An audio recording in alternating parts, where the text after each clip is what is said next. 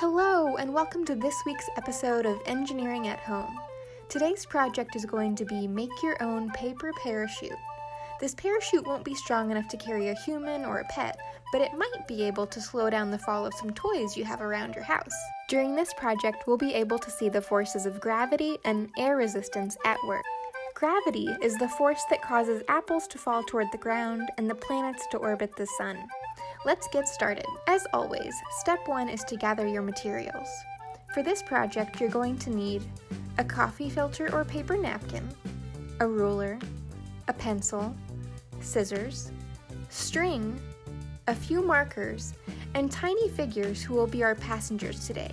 These can be anything, really, but they need to be pretty light. Items that are too heavy won't be as fun to watch fall. Step 2 is to use your markers to decorate the coffee filter or napkin, which is going to be the fabric for our parachute today. I also put a folder under my coffee filter because the markers I'm using tend to be strong and bleed through paper. For my design, I'm doing my own version of the Spark Central logo, but your parachute can have whatever design or any colors that you want.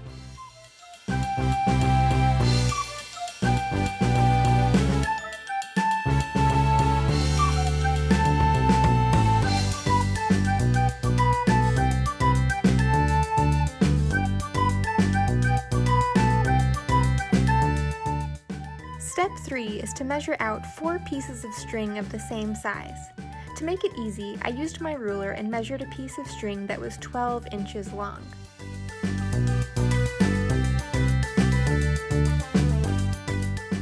Then I used the first piece of string to measure 3 more pieces of string of the same length.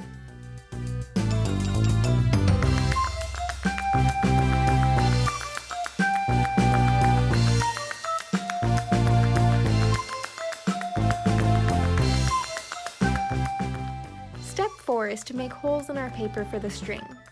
First, I flipped my coffee filter over so I was looking at the back side of it. Then, using the pencil, I made an X where I wanted my first hole to go, which was about ½ an inch from the edge of the paper.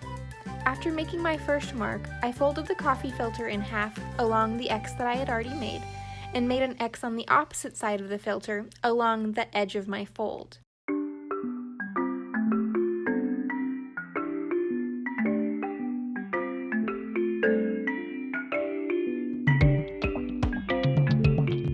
Then I folded the filter again, so this time it's in quarters, and I added 2 more X's along the new fold line, one on the outside and then one on the inside.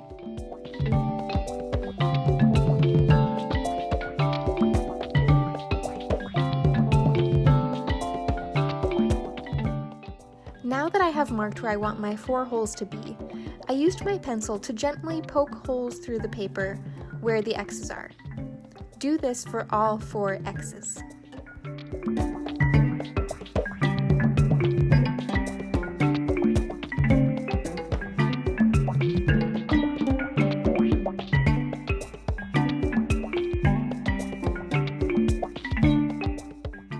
Step 5 is to attach our string to the parachute. We'll want to tie one end of the string to each hole of our parachute. Tie 2 simple knots to each hole so that it stays on tight, and leave a long piece dangling.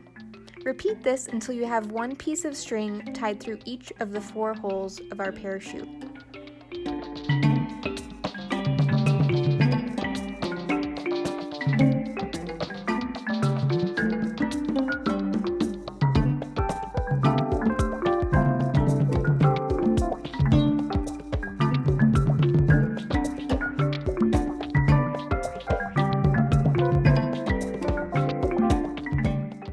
Step 6 is to attach our parachute to the passengers and test it out.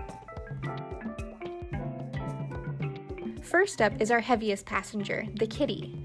I'm going to use only single knots to attach the kitty to the long ends of the parachute strings because I want to make sure I'm able to untie it easily so I can reuse the string for my other passengers.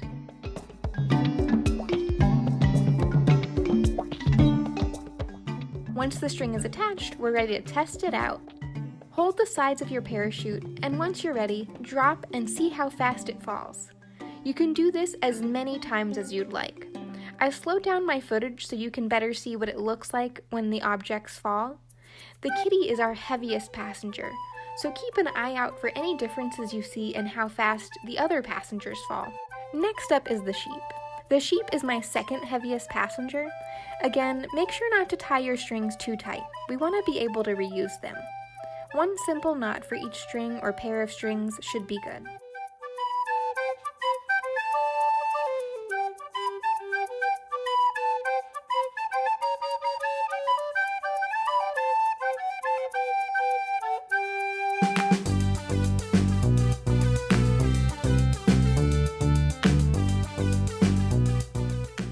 And finally, we have our lightest passenger, the clothespin. I decided to draw a face on my clothespin to give it a little more personality.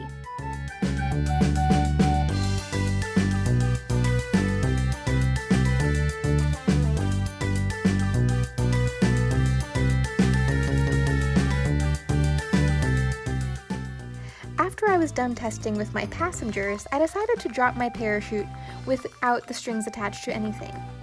You'll notice that because it's so light, it falls almost like a feather or a leaf does, in a side-to-side motion.